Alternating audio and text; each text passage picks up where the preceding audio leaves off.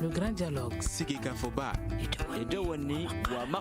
Le grand dialogue de l'émission de débat du studio Tamani sur votre radio. Le grand dialogue. Forum de la presse de ce vendredi 24 novembre 2017. Migration, on parlera de la vente des migrants noirs en Libye. Il sera question également de la célébration des journées minières au Mali et enfin la force Barkhane qui dénonce le double jeu de certains groupes armés signataires de l'accord de paix. Avec nous sur ce plateau, Youba Konaté, Zénith Balé, bonsoir. Bonsoir Siri. Paul Ben est journaliste indépendant, bonsoir. Bonsoir. Awa Semegar de Kunafoni.com, bonsoir. Bonsoir. Et Baraka Fofana, journaliste à Kaye, il sera avec nous au téléphone. Je suis Aliou Sidibé. Salutations confraternelles, bienvenue à vous tous. Le grand dialogue. La vente de migrants noirs en Libye continue de susciter de vives réactions. Le président de la Commission de l'Union africaine, Moussa Faki Mahamat, a lancé un appel aux États membres de l'Union africaine pour venir en aide aux migrants africains bloqués en Libye. Il a également annoncé l'envoi imminent de la commissaire aux affaires sociales de l'Union africaine, Amira El Fadil, qui sera porteuse des messages aux autorités de Tripoli, mais aussi à celles qui sont dans la partie est du pays, à savoir le territoire contrôlé par le maréchal Khalifa Haftar. Selon le président de la Commission de l'Union africaine, le même message sera porté à toutes les parties qui ont une existence, qui contrôlent une partie du territoire et qui sont fréquentables. Alors, Paul Ben, quel sera l'impact de l'implication de la Commission de l'Union africaine dans cette pratique en Libye et même ailleurs? Bonsoir aux auditeurs et aux téléspectateurs de Studio Tamani. Moi, je crois que aujourd'hui, si vous voyez que tout le monde entier se meut par rapport à ce problème, c'est parce que une presse européenne, internationale, en a parlé. Sinon, le phénomène, il perdure depuis plusieurs années. Moi, je me rappelle qu'en 2015, j'étais jusqu'à la frontière libyenne en passant par le Niger. En son temps, on avait signalé ce problème.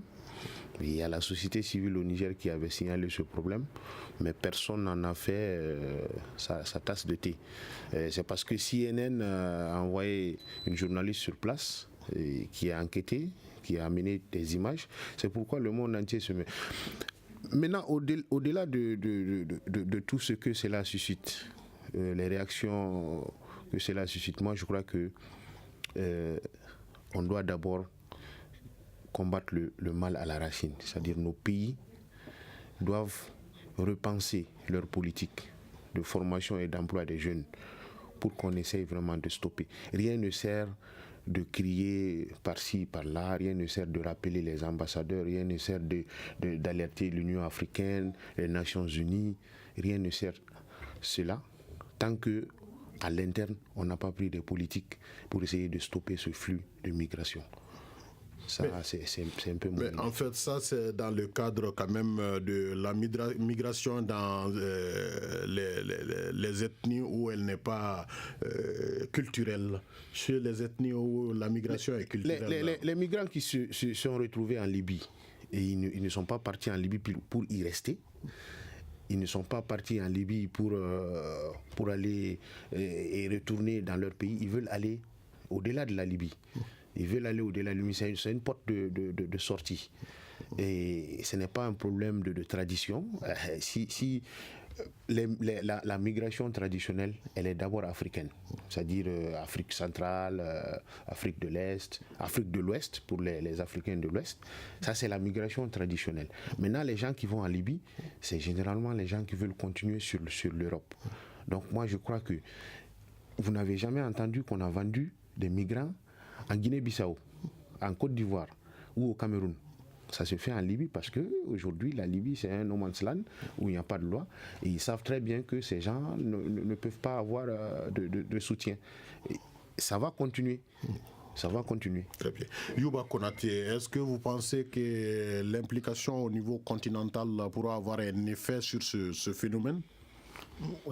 Merci M. Sylvain de me permettre de donner mon point de vue. Oui, certainement que l'implication de la Commission de l'Union africaine va avoir un impact, ne serait-ce que politique, parce que déjà, mon confrère Paul Ben l'a suscité, c'est-à-dire que aujourd'hui, on est un peu étonné de voir aujourd'hui l'unanimité faite et la réaction de la part des Africains. Les gens agissent comme si c'est aujourd'hui ou c'est le mois dernier que ce phénomène-là a commencé. Comme il avait dit, il avait signalé, il y a des années que tout le monde pratiquement est au courant. Aucune autorité, même au niveau de l'Union africaine, ne pourra dire qu'il n'a pas entendu parler de cette histoire il y a 2-3 ans. Tout le monde est au courant. Maintenant, c'est peut-être la crédibilité, comme c'est CNN qui a fait un reportage sur ça, c'est ce qui a suscité l'engouement et obligé les uns et les autres à réagir avec une telle ampleur. Sinon, tout le monde est au courant de ce qui se passe dans cette zone-là.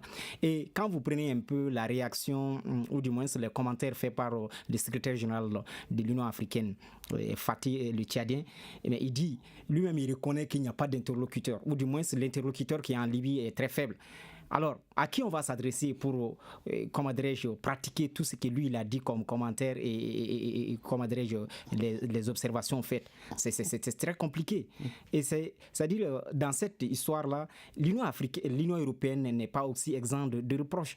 Parce que tout le monde sait que c'est la pression mise sur la Libye qui est aujourd'hui, c'est le résultat que nous vivons. Parce qu'il y a énormément de pression sur la Libye pour qu'elle retienne. Et les Libyens, je pense qu'eux-mêmes, ils avaient très tôt compris qu'ils avaient un rôle crucial à jouer dans cette histoire-là. Quand vous vous souvenez encore du colonel Kadhafi, les guides de la révolution libyenne, en son temps, faisait carrément du chantage aux autorités européennes pour pouvoir avoir des aides, ou du moins, en tout cas, des subventions à la hauteur de l'ampleur du phénomène. Donc vous comprenez que les gens se mettent aujourd'hui, c'est vrai, c'est une bonne chose, mais c'est un phénomène qui ne date pas d'aujourd'hui, et ça serait une bonne chose parce que, en tout cas, le débat est lancé et personne ne pourra dire que je n'étais pas au courant. Et les gens, les uns et les autres, toutes les organisations, en tout cas, même le secrétaire général des Nations Unies, nous avons vu, a réagi, et tout le monde est obligé parce que devant l'ignominie, devant l'ampleur de cette situation, personne ne peut rester en marge. Vendre des êtres humains au XXIe siècle, ce n'est pas décevant, ça va au-delà. C'est vraiment aberrant. Ok. Awa Semega, au-delà de la Libye, on a entendu parler quand même de traitement des migrants sous forme d'esclavage, même dans les pays arabes. Est-ce que l'implication au niveau continental va changer quelque chose dans cette pratique-là? Bon, j'estime que très certainement ça va changer beaucoup de choses, même si les États ont vraiment tardé. On sait que ça ne date pas d'aujourd'hui. Bien avant même l'assassinat de Kadhafi en Libye, le phénomène existait, c'était présent, et il y avait beaucoup de migrants maliens, surtout spécifiquement pour le cas du Mali, qui souffraient de ces traites, on va dire négrières. Je vais qualifier ça de traite négrière, d'esclavage. C'est assez inhumain.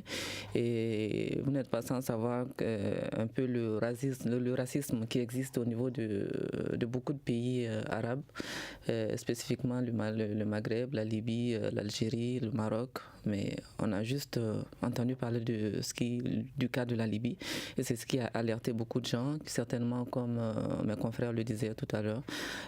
CNN, qui est une chaîne, on va dire, internationale, mondialement connue, donc peut-être que c'est ça qui a un peu alerté les gens, sinon c'est pas un phénomène qui date d'aujourd'hui, et j'espère vraiment que les États ne vont pas simplement s'arrêter aux déclarations va-t-en-guerre, juste des déclarations. Il faut vraiment des actes, il faut poser des actes, et il faut que les États agissent, parce que sans agissement, ça ne va pas, ça va toujours perdurer.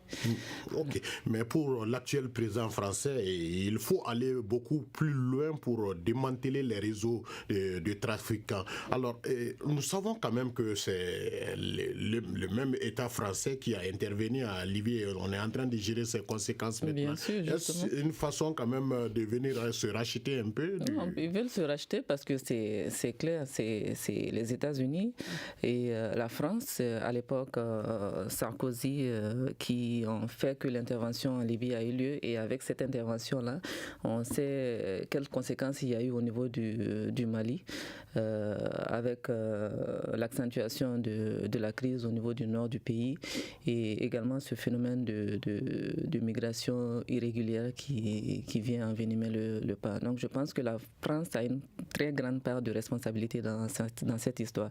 Et c'est peut-être une manière pour l'actuel président de vouloir un peu racheter les fautes, les dégâts qui ont été commis au niveau de ce pays-là. Parce que depuis la chute de Kadhafi, la Libye est devenue, on va dire, du n'importe quoi, excusez-moi du terme.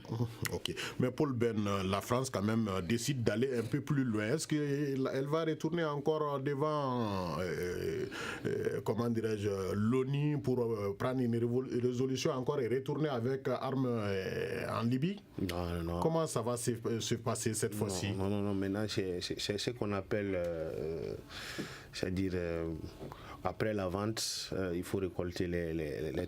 Moi, au fait, ce que je vais vous dire, j'étais au Niger il y a à peu près un mois et demi.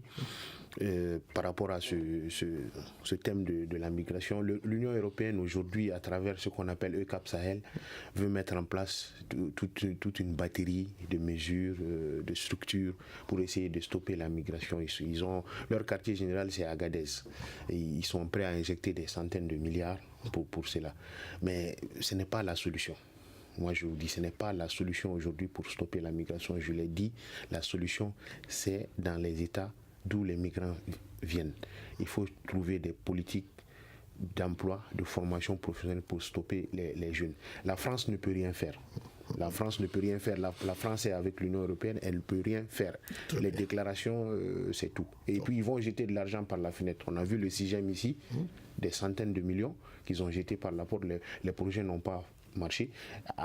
Au Niger, ils vont faire la même chose, ça ne va pas marcher. Très bien. Alors, Baraka Fofana, nous savons que Kaï, c'est une zone quand même où la culture de la migration est beaucoup plus développée.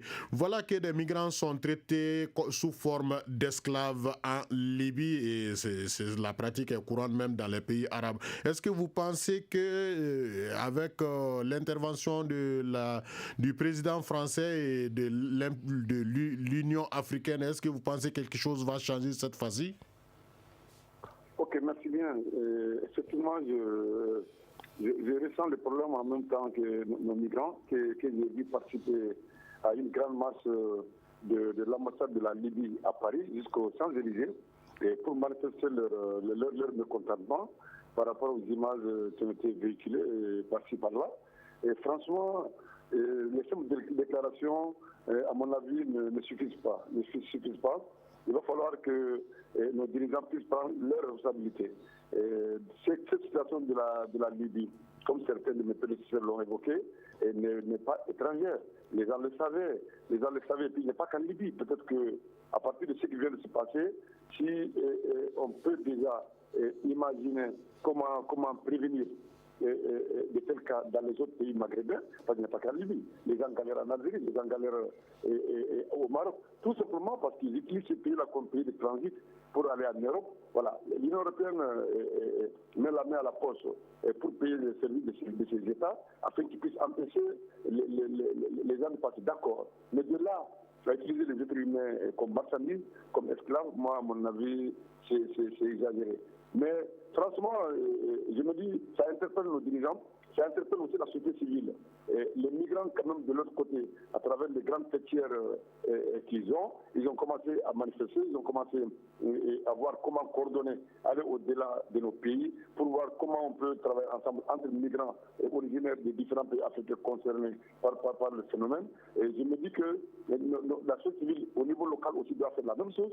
Autant les migrants s'organisent là-bas, pour faire connaître à la France sa responsabilité dans cette affaire, autant nous devons aussi nous organiser ici, en tant que société civile, pour nous faire entendre par nos autorités. Il faut que nos autorités s'assument. J'ai l'habitude de participer à une mission en Mauritanie, où on était avec l'association mauritanienne des droits de l'homme, l'association malienne des expulsés, avec la CIMAD. Là, on s'est rendu compte que là-bas aussi, pour rien que pour satisfaire l'Europe, les gens prenaient nos compatriotes dans les rues, souvent sur les sentiers, et pour les balancer sur le gorille, on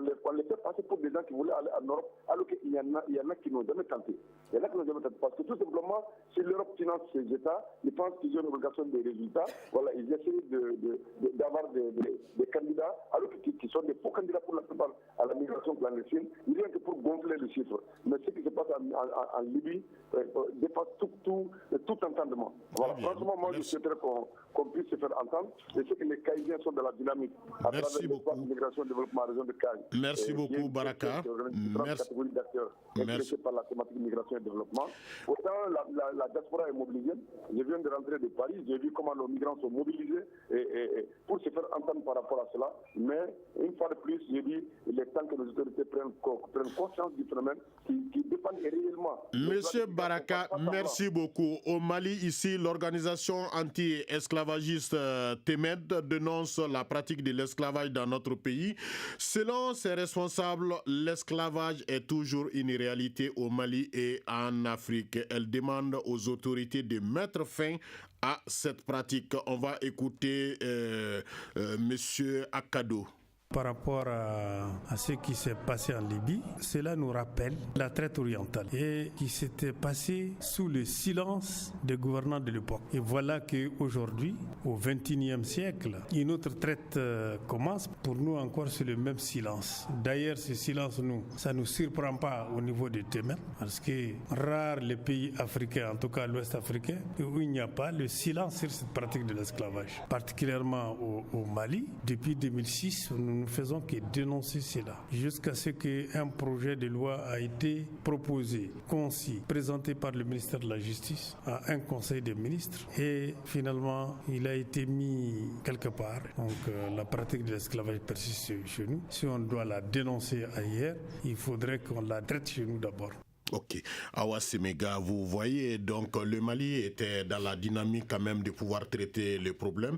Et voilà maintenant qu'il faut attendre que les gens se manifestent pour que le président de la République enfin monte au créneau. Est-ce qu'il faut croire à un effet de mode ou bien cette fois-ci leur intervention ira beaucoup plus loin?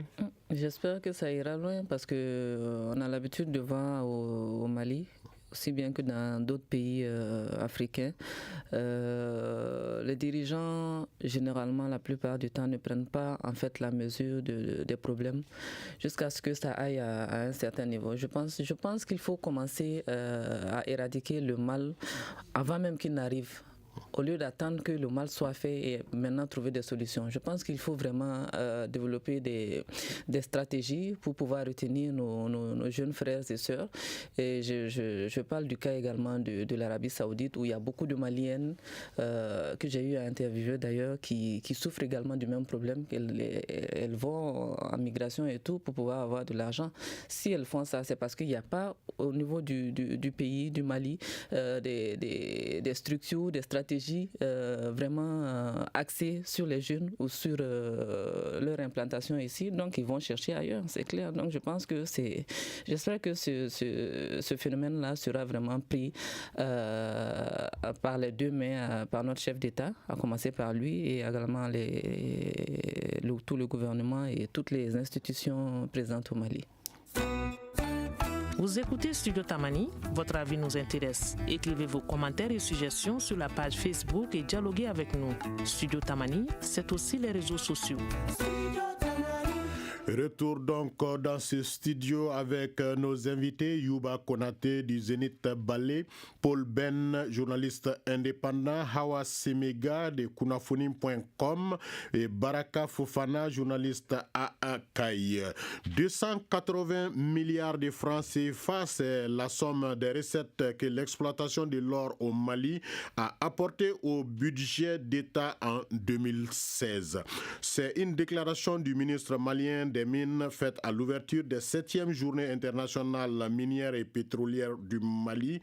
Ces journées minières et pétrolières ont lieu au moment où l'orpaillage est de plus en plus développé au Mali, alors qu'il n'existe aucune statistique officielle pour rapporter au nombre de kilogrammes produits par an. Selon certaines analyses, les fruits de la croissance liés à ce secteur sont très mal distribués.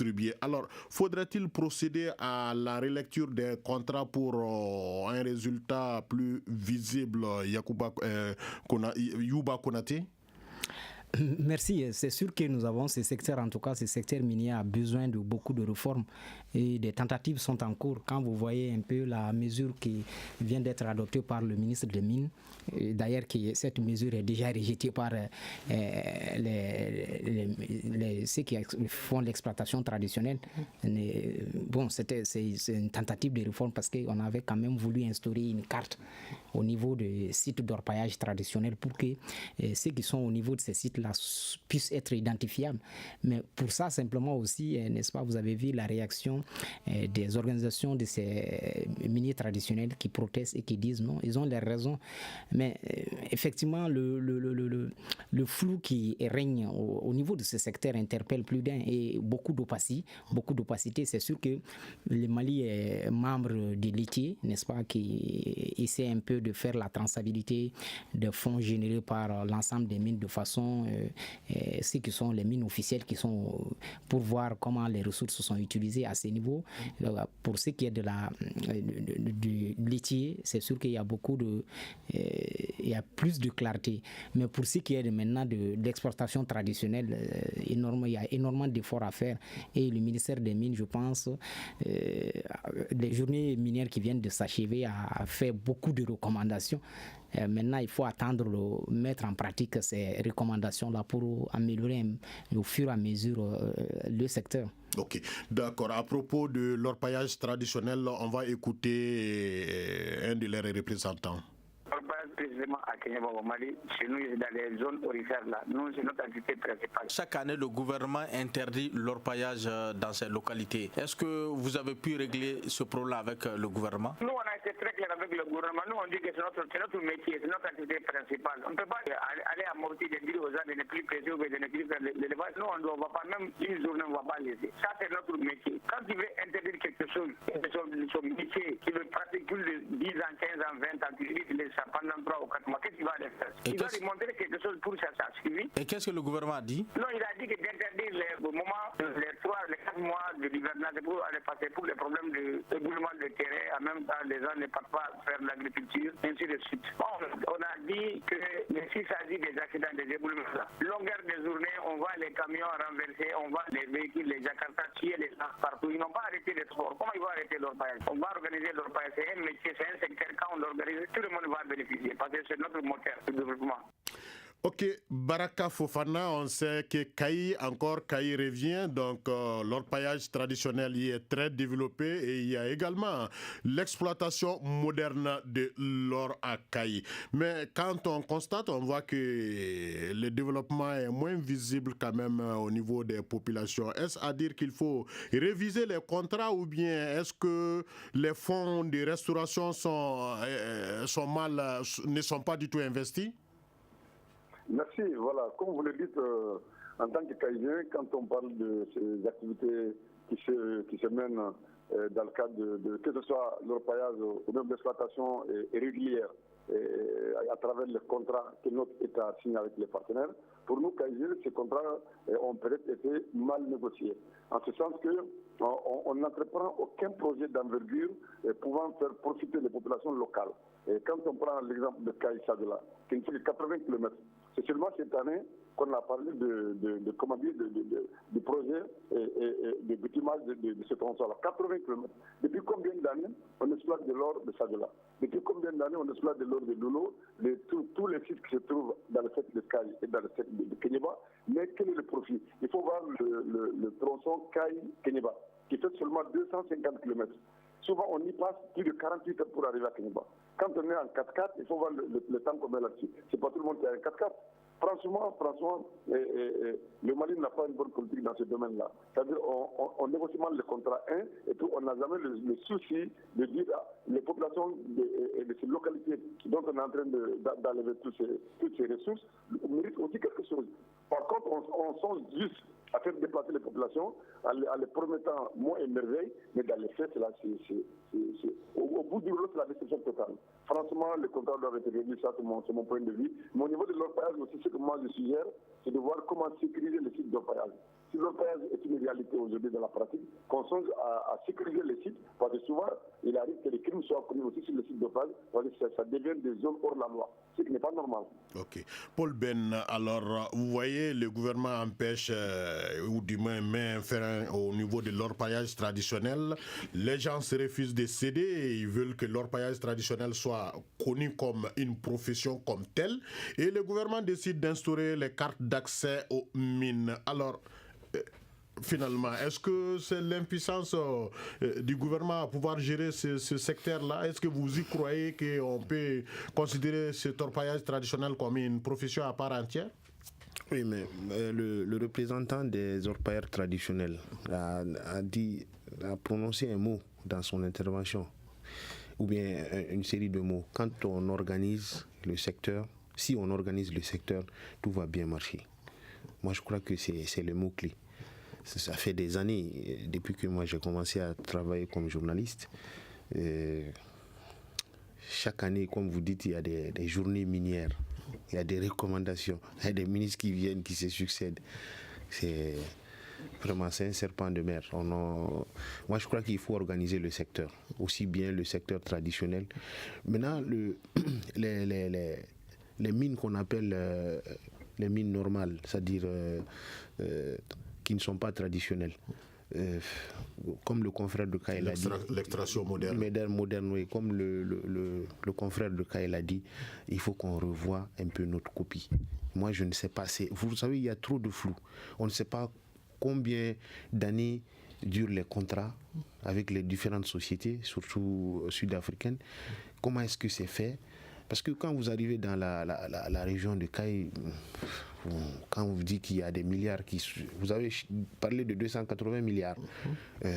C'est 280 milliards de francs CFA. On ne peut pas penser que tout cet argent-là, ce n'est pas uniquement Kaï, mais on ne peut pas croire que l'or provient de ces régions. Hein, c'est pas bien. Il faut réorganiser le secteur, revoir, taper du poing sur la table à un certain moment, dire stop, on revoit ce qu'on a fait et après, quitte à casser des contrats.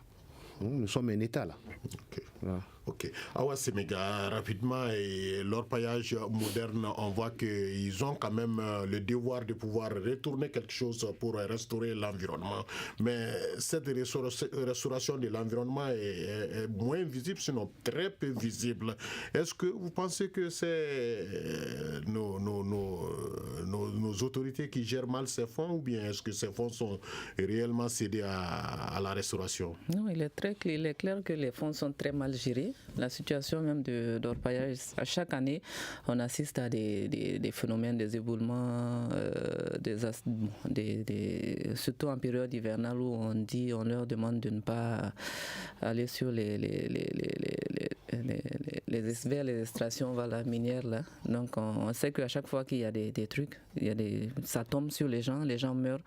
Et chaque année c'est la même chose. Je pense vraiment que l'État, le gouvernement doit revoir, je vais te paraphraser, revoir sa copie pour voir comment est-ce qu'il faut vraiment restructurer le secteur, comment il faut l'organiser. Quand c'est bien organisé, c'est clair que tout va marcher, tout le monde va avoir son bénéfice là-dedans.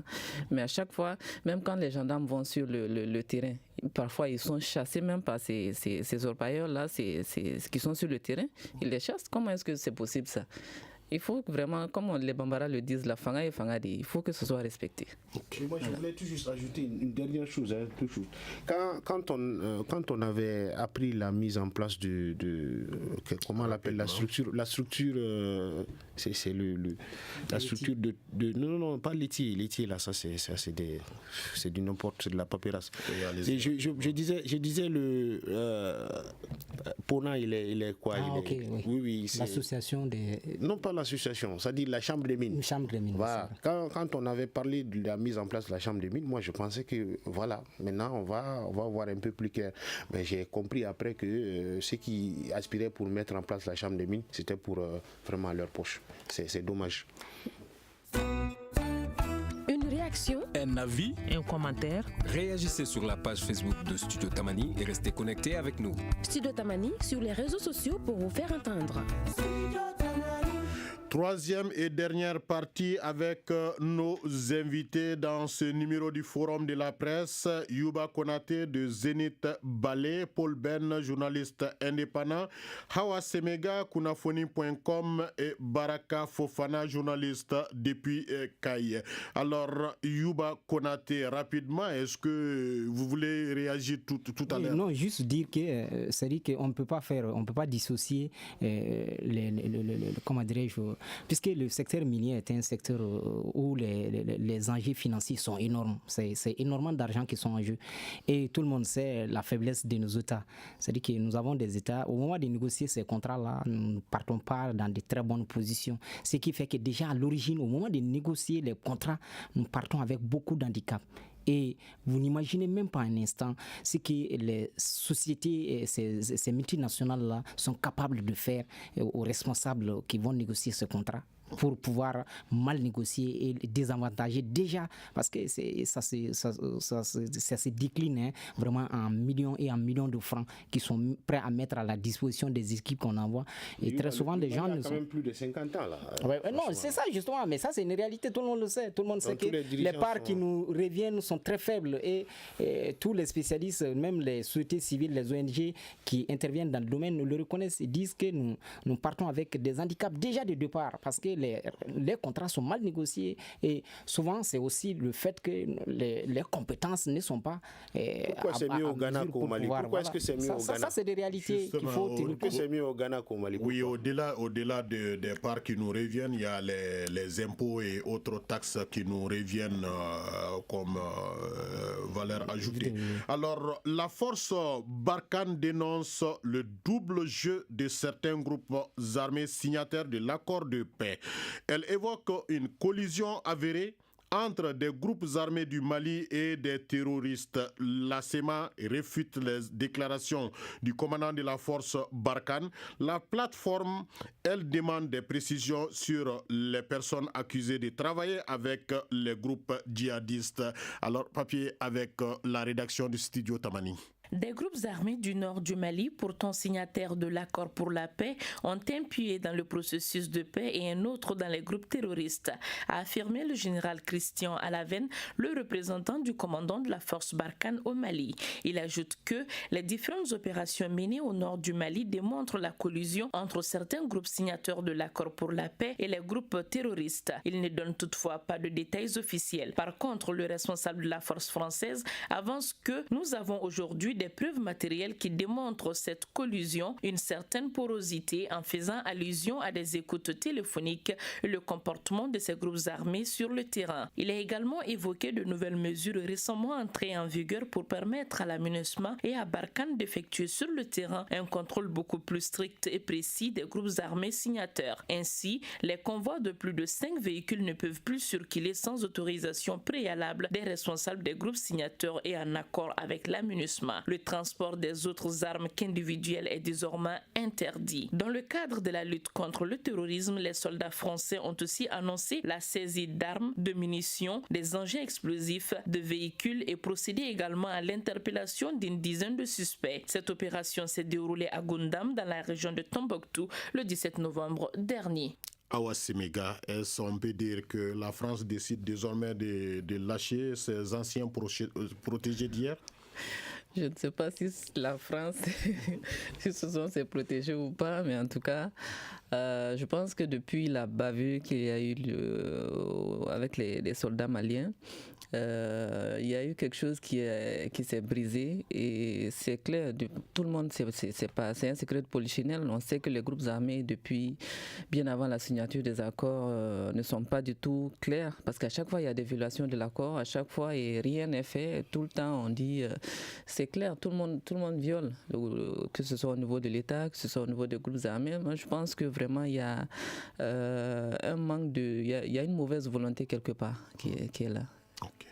Alors, Youba, est-ce que la France décide enfin de lâcher, entre guillemets, ses anciens protégés? Oui, mais pour moi encore, c'est fait à moitié, parce que quand vous prenez un peu l'allocution du responsable militaire français, il dit les groupes armés, alors que ce n'est pas les groupes armés, c'est très clair.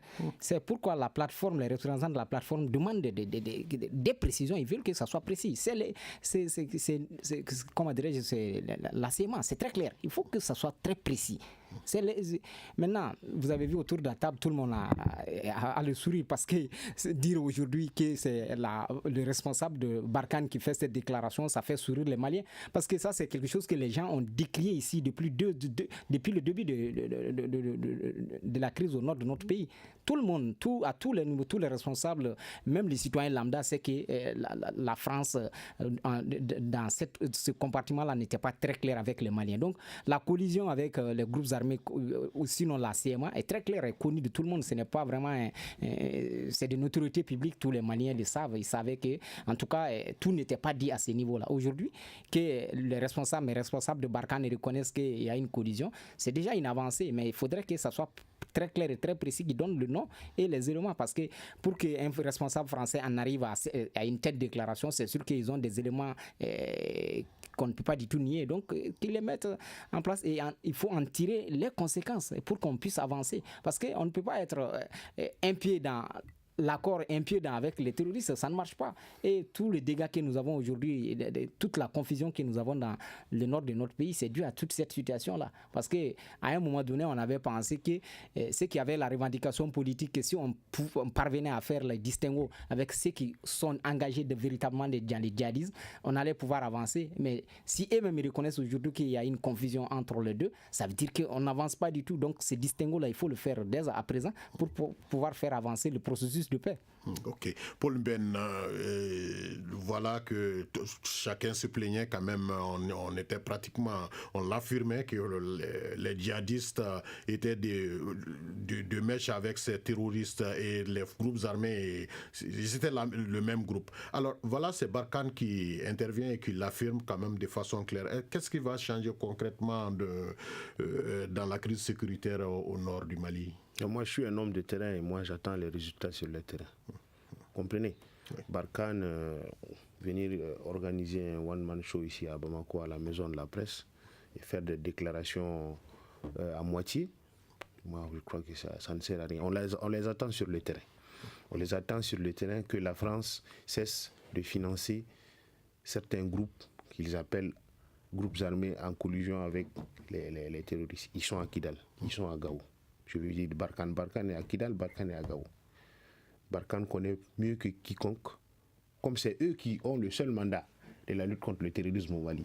Les autres forces qui sont là, soit c'est des touristes armés, soit l'armée malienne qui essaye de se remettre sur pied.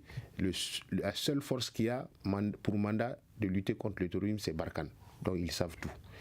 Qu'ils soient jugés sur le terrain, qu'ils cessent d'être eux-mêmes en collusion avec certains groupes. Ok. À Barafka Fofana, est-ce que vous pensez que quelque chose va changer cette fois-ci?